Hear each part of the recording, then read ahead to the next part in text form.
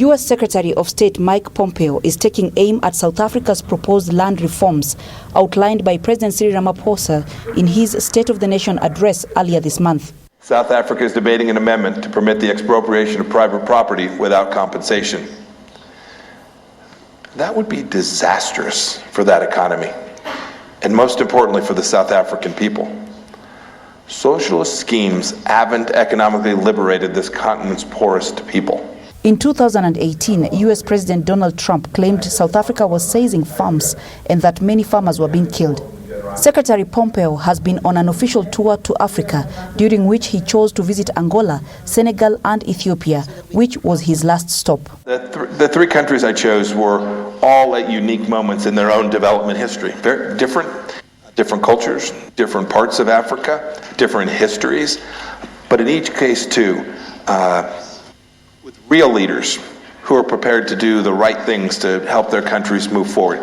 And when I say real leaders, that certainly includes political leaders, but it's broader and deeper than that. It's the wellspring of the population who's demanding these changes, these transformations, whether that's in Senegal or Angola or here. I can see it, I can feel it, I can hear it. Leaders in the business community, leaders in the entrepreneurship world, finance leaders, non-governmental organizations who understand that the things that have been done in these countries in the past didn't deliver the outcomes that these people so richly deserve, and are determined to push back where there were problems with corruption, who are determined to deliver these outcomes, and are prepared to take real risk to get these fantastic outcomes for their own people.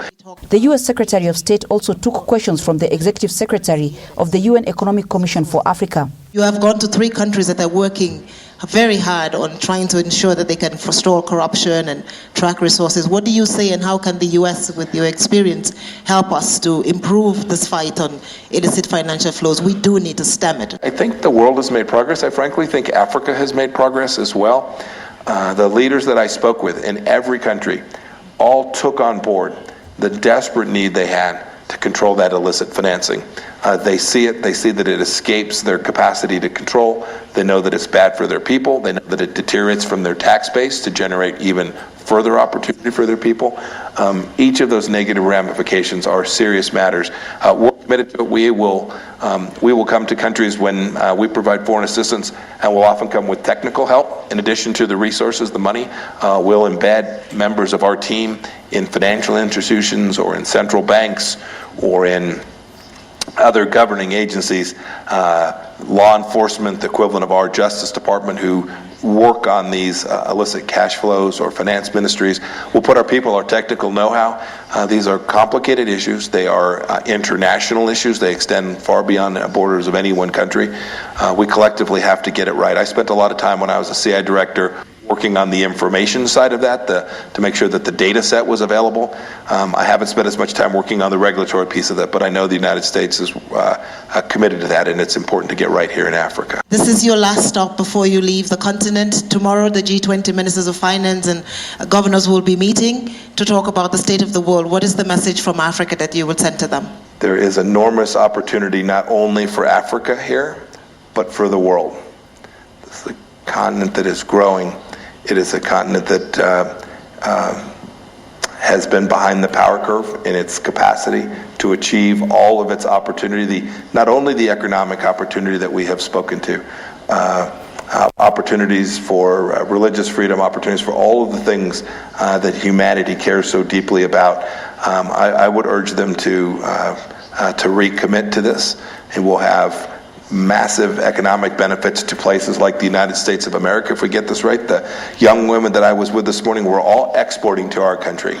What does that mean? That means that someone in America decided that there was a value proposition to purchase that product that was made right here in Ethiopia. The seller benefited here in Ethiopia, and that American consumer benefited as well. That trade, that commerce, that opportunity will benefit our entire world. We need to get it right here as well. And when we do, it's mutually reinforcing too. Economic growth and security are mutually reinforcing. If we get the economic piece of this right, there'll be fewer folks that decide they want to go create unrest, cause trouble, create problems for nations. So we've got to get them both right. I hope those ministers will all take seriously what I saw on my 3 visits here in Africa.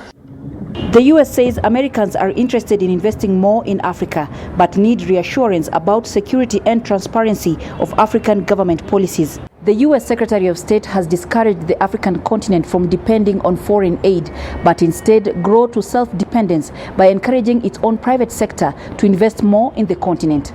Coletta Wanjohi, SABC News, Addis Ababa, Ethiopia.